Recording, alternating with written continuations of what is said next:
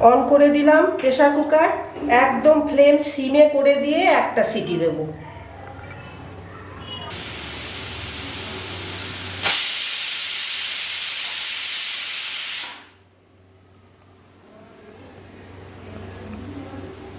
Pressure কুকারে steam বেরিয়ে যাওয়ার পর ঢাকনা খুলে নিচ্ছি।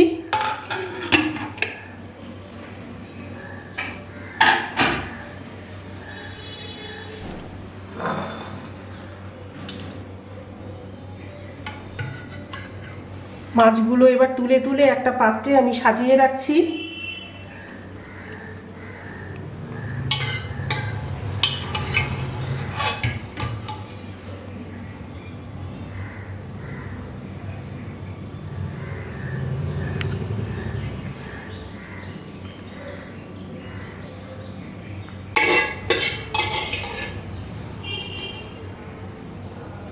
তৈরি হয়ে গেল আমার আজকের রেসিপি ইলিশ ভাপা।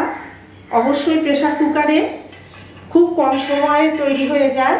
বাড়িতে অতিথি এলে খুব তাড়াতাড়ি এই রেসিপি ডিনার টেবিলে বা লাঞ্চের টেবিলে বসেই তৈরি করে নেওয়া যায়। আপনাদের কেমন লাগলো কমেন্টের মাধ্যমে অবশ্যই জানাবেন। পছন্দ হলে লাইক করবেন, শেয়ার করবেন, সাবস্ক্রাইব করবেন।